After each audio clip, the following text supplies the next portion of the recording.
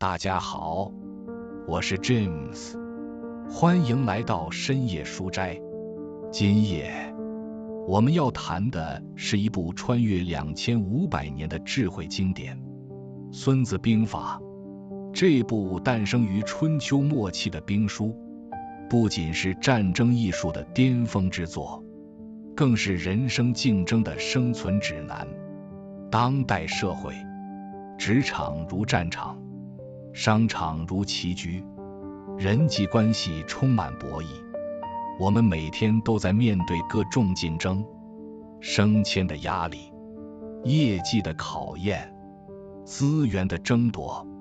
但孙子告诉我们，最高明的竞争策略不是硬碰硬的对抗，而是不战而屈人之兵。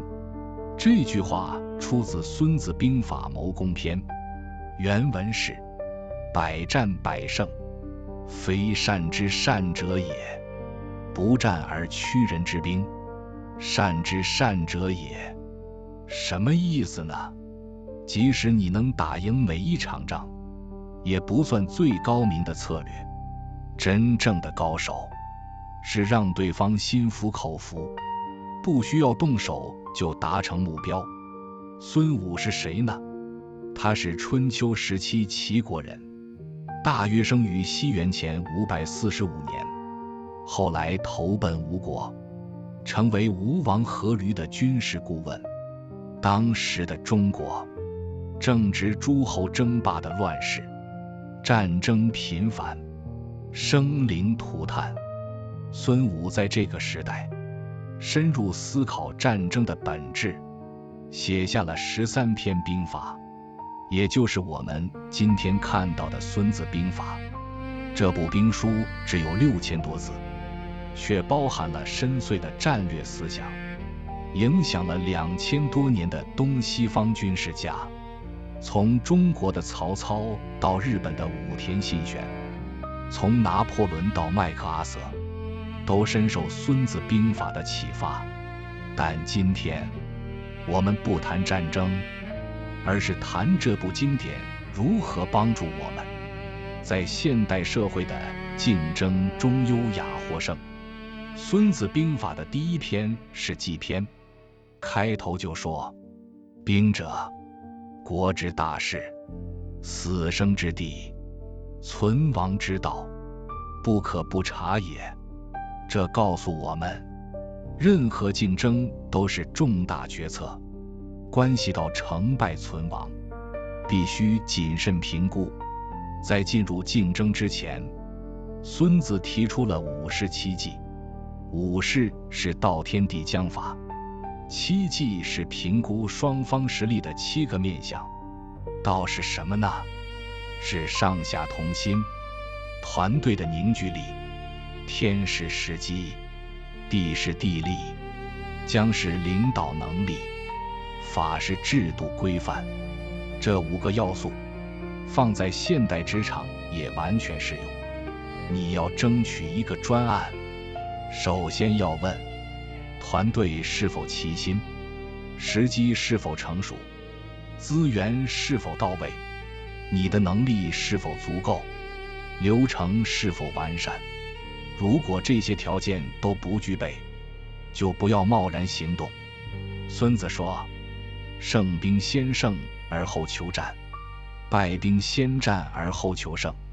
高手在出手之前就已经确保了胜利的条件，而失败者总是仓促应战，希望侥幸获胜。这让我想起一个现代案例。苹果公司推出 iPhone 之前，花了多年时间准备、研究市场、累积技术、打磨产品。当2007年贾伯斯拿出 iPhone 时，胜负已定。这就是先胜而后求战的典范。孙子兵法的核心思想是以智取胜，而非以力取胜。谋攻篇说：上兵伐谋，其次伐交，其次伐兵，其下攻城。最高明的策略是破解对方的计谋，其次是破坏对方的联盟，再次才是正面交锋，最下策是强攻硬打。在商业竞争中也是如此，最聪明的做法不是价格战，而是创造差异化，建立品牌价值，让竞争对手无法复制。星巴克不跟便利商店比价格，他卖的是第三空间的体验，这就是伐谋。特斯拉不跟传统车厂比产能，他重新定义了汽车的价值，这也是伐谋。孙子还说，知己知彼，百战不殆。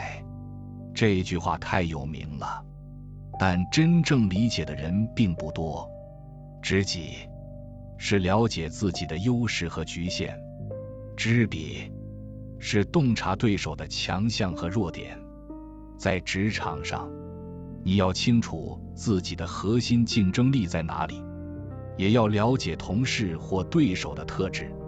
如果你的优势是创意，就不要跟擅长执行的人比细节；如果你的强项是人际关系，就不要跟技术专家比专业深度。找到自己的战场，避开对方的优势，这才是智慧。孙子兵法中有一个重要概念叫势，行篇和势篇专门讨论这个主题。什么是势呢？是顺应趋势，借力使力，似两拨千斤。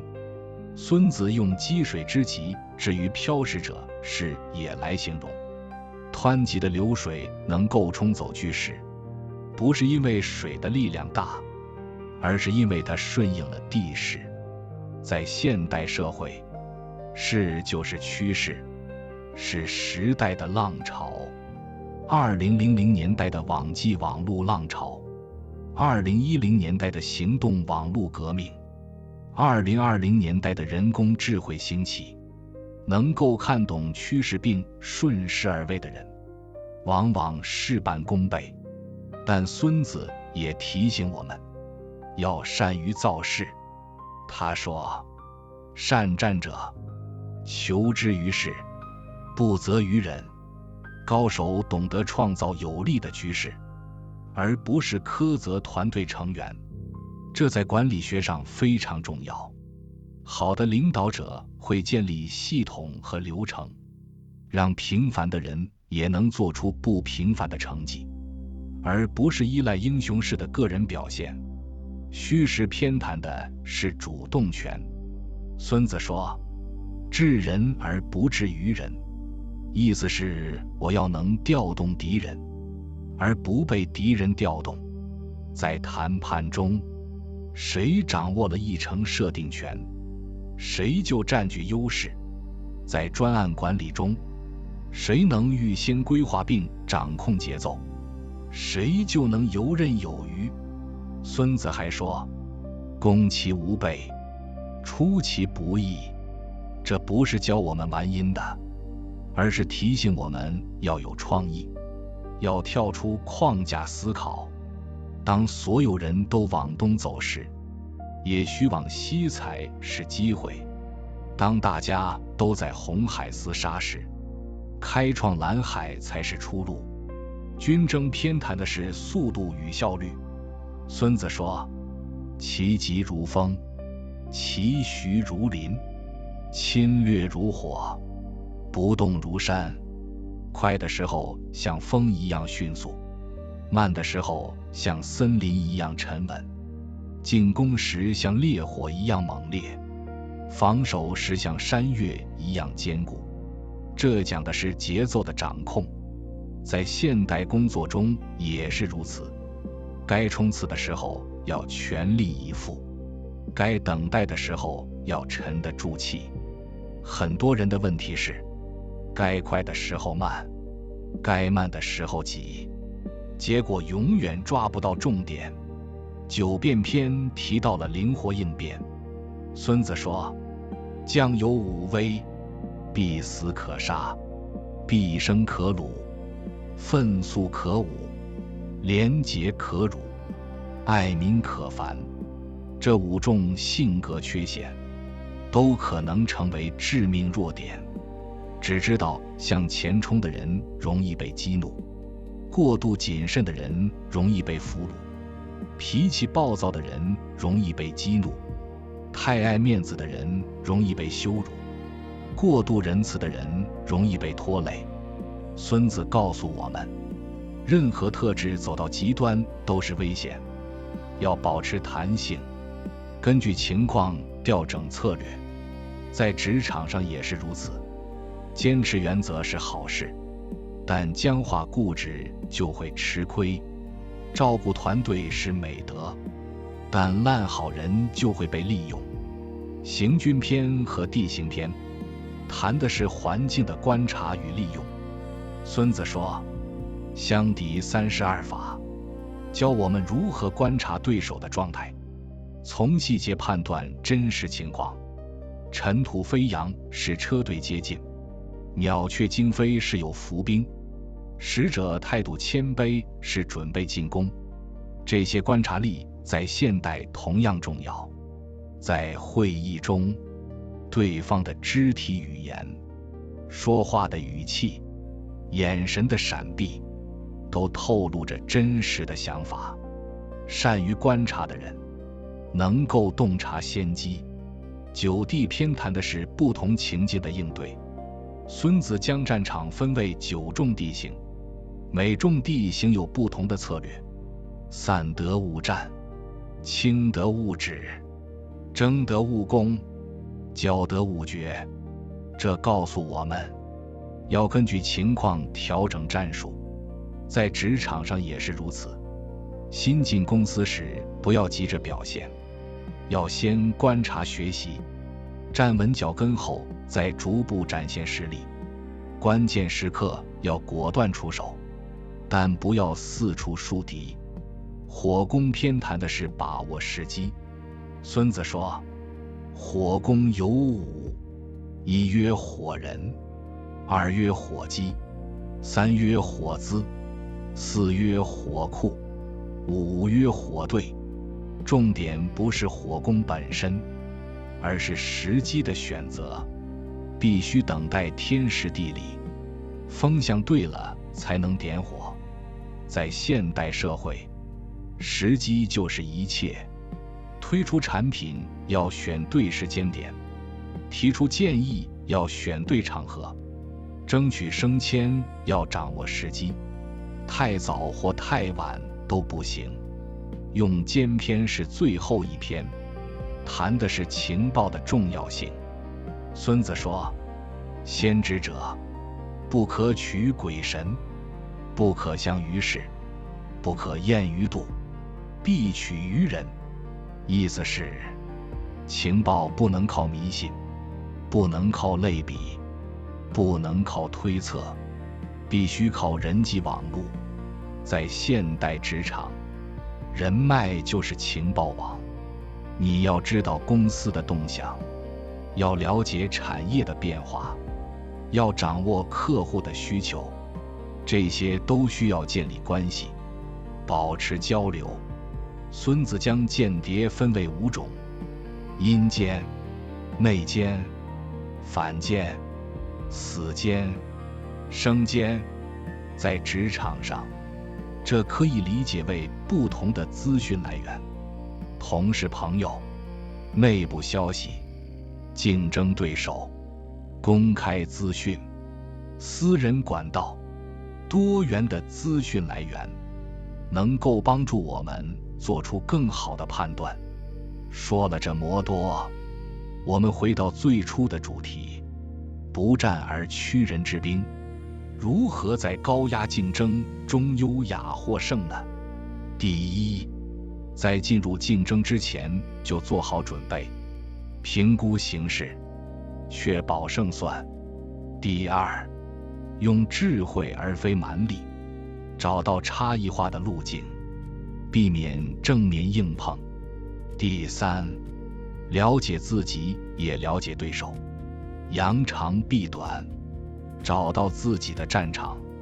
第四，顺应趋势，借力使力，不要逆势而为。第5，保持灵活，根据情况调整策略，不要僵化固执。第6，善于观察，从细节洞察真相，掌握先机。第7，选对时机，该快则快，该慢则慢。第8，建立情报网络，保持资讯流通，做出明智决策。最重要的是，孙子兵法教我们，竞争的目的不是消灭对手，而是达成目标。全国为上，破国次之。最好的结果是完整保全，而不是两败俱伤。在职场上，最好的竞争是双赢，不是你死我活。当你帮助别人成功时，你也在为自己创造机会。当你建立信誉和口碑时，资源自然会向你靠拢。这才是真正的不战而屈人之兵。孙子兵法虽然诞生于2500年前，但他的智慧历久弥新，因为他谈的不是技术，而是人性；不是战术，而是思维。无论时代如何变迁，这些原则都适用。在这个高压竞争的社会，我们每个人都需要智慧来面对各种挑战。孙子兵法告诉我们，最高明的胜利是不需要战斗的胜利，最优雅的竞争是让所有人都受益的竞争。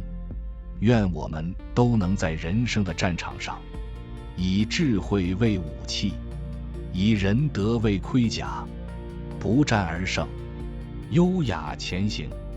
谢谢大家收听深夜书斋，我是 James， 我们下次见。 Hello everyone, I am James. Welcome to the Midnight Library. Tonight we explore a timeless masterpiece of strategic wisdom, The Art of War by Sun Tzu. This military treatise was written over 2,500 years ago during the late spring and autumn period of ancient China. Yet it remains one of the most influential books on strategy and competition ever created. In our modern world, the battlefield has shifted. Today we face competition in boardrooms rather than battlefields.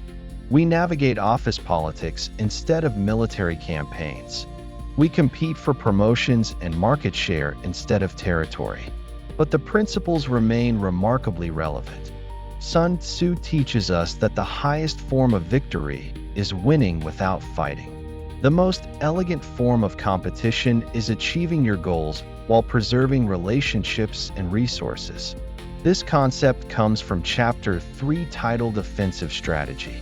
The original text states that winning every battle is not the pinnacle of excellence. Subduing the enemy without fighting is the supreme achievement. What does this mean for us today? It means that true mastery lies not in defeating others through force, but in creating conditions where conflict becomes unnecessary. Let me introduce you to Sun Tzu himself. He was born around 545 BCE in the state of Qi. Later he served as a military strategist for King Helu of Wu. This was during the Warring States period when China was fragmented into competing kingdoms. Warfare was constant and brutal. Lives were lost by the millions. In this context, Sun Tzu developed his profound understanding of conflict and strategy. He wrote 13 chapters totaling just over 6,000 Chinese characters. Yet this compact work contains wisdom that has influenced military leaders for millennia. From Chinese generals like Cao Cao to Japanese warlords like Takeda Shingen. From Napoleon Bonaparte to Douglas MacArthur. All studied and applied Sun Tzu's principles. Today we will not discuss warfare. Instead, we will explore how these ancient principles can help us compete gracefully in modern high-pressure environments. The first chapter is titled Laying Plans. It begins with a stark reminder that competition is serious business. War is a matter of vital importance to the state, a matter of life and death, a road to either survival or ruin. Hence, it must be studied carefully. This tells us that any competitive endeavor requires careful analysis. Success and failure hang in the balance. We cannot afford to be careless. Before entering any competition, Sun Tzu proposes evaluating 5 fundamental factors. These are the way, or Tao, heaven referring to timing and seasons, earth meaning terrain and resources, the commander representing leadership, and method and discipline covering organization and systems. These 5 elements translate perfectly to modern business contexts. When pursuing a new project, ask yourself these questions. Is the team aligned and motivated? Is the timing right for this initiative? Do we have the necessary resources and infrastructure? Am I capable of leading this effort effectively? Are our processes and systems adequate? If these conditions are not met, proceeding would be reckless. Sun Tzu states a profound principle. Victorious warriors win first and then go to war. Defeated warriors go to war first and then seek to win. Masters ensure victory before taking action. They create the conditions for success in advance. Losers rush into battle hoping for lucky breaks. Consider Apple's launch of the iPhone in 2007. The company spent years preparing, researching the market, accumulating technology, refining the product. When Steve Jobs unveiled the iPhone, the outcome was already determined. This exemplifies winning before fighting. The core philosophy of the art of war emphasizes intelligence over brute force. Chapter 3 on offensive strategy presents a hierarchy of approaches. The supreme art of war is to subdue the enemy without fighting. The next best is to disrupt the enemy's alliances. The next best is to attack the enemy's army in the field. The worst policy is to attack walled cities. In business competition, the same hierarchy applies. The smartest approach is not engaging in price wars. Instead, create differentiation. Build brand value. Make your offering impossible to replicate. Starbucks does not compete with convenience stores on price. It sells the experience of a third place between home and work. This is subduing competition without fighting. Tesla does not compete with traditional automakers on production volume. It redefined what automobiles represent. This too is supreme strategy. Sun Tzu also teaches us the famous principle: know your enemy and know yourself. In 100 battles, you will never be defeated. This phrase is widely quoted, but rarely understood deeply. Knowing yourself means understanding your strengths and limitations. Knowing your enemy means perceiving their advantages and weaknesses. In professional settings, you must identify your core competencies. You must also understand the characteristics of colleagues and competitors. If your strength is creativity, do not compete with execution-focused individuals on details. If your advantage is relationship building, do not compete with technical experts on specialized knowledge. Find your battlefield. Avoid your opponent's strengths. This is wisdom.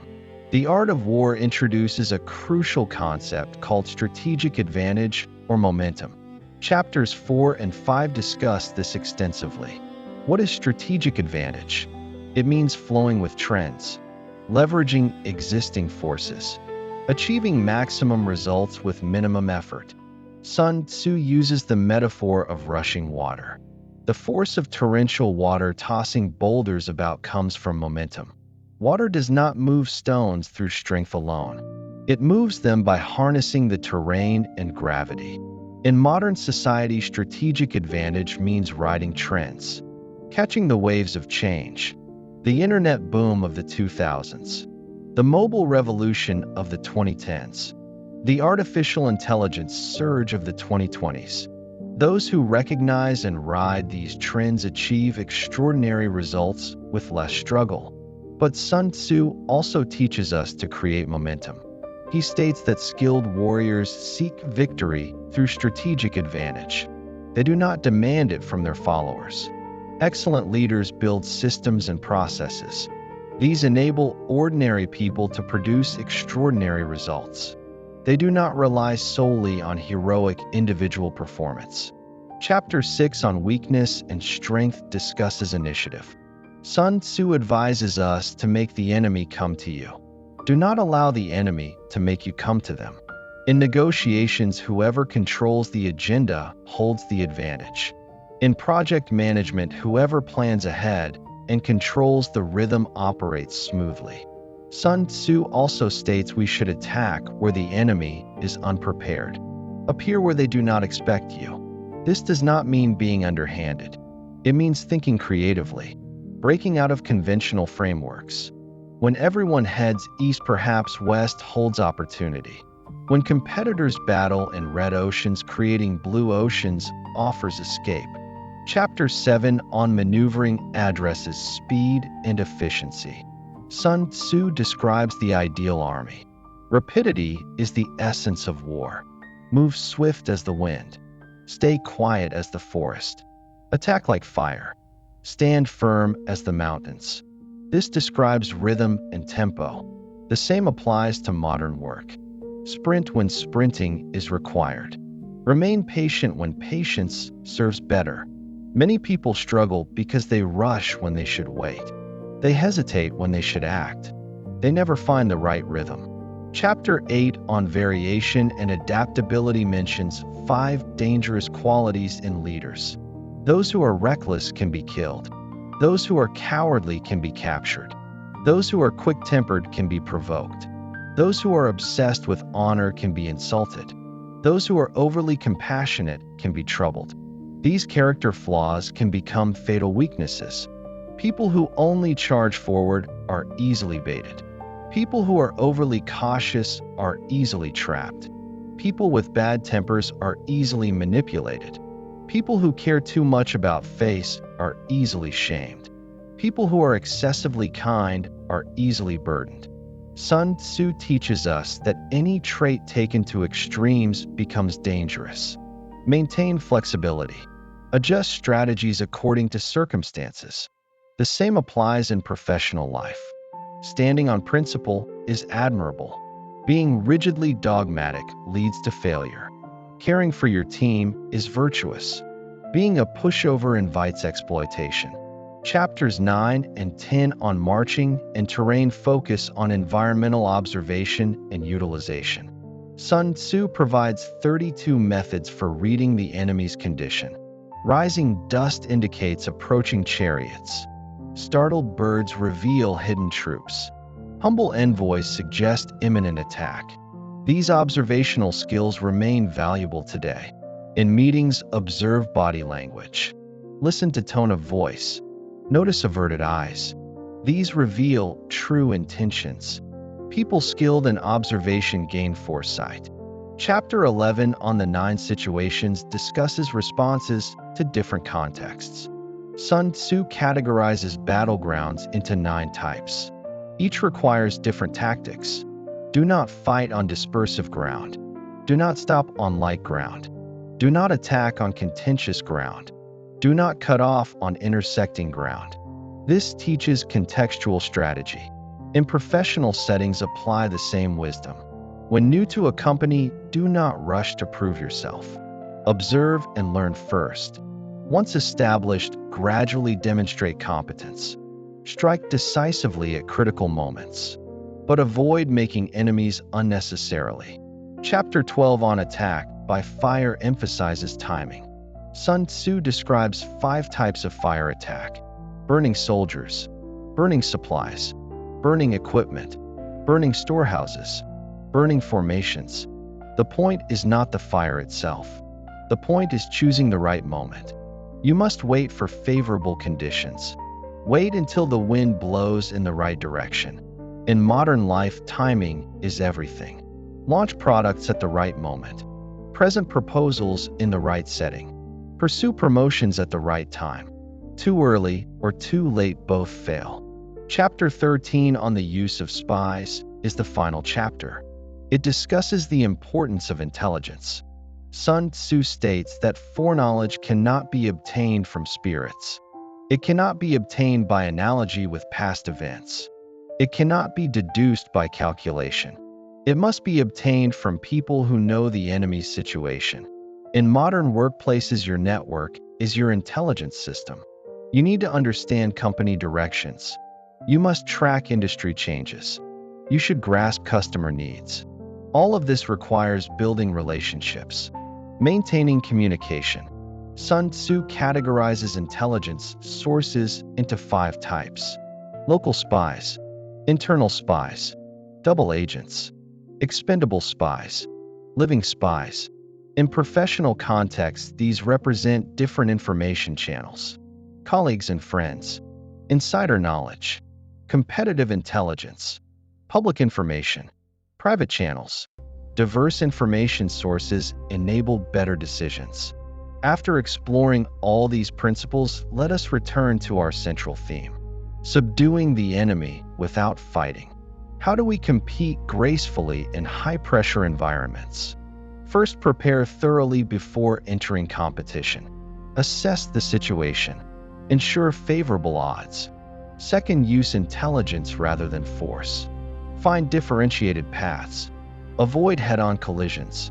Third, know yourself and know your competitors. Play to strengths and avoid weaknesses.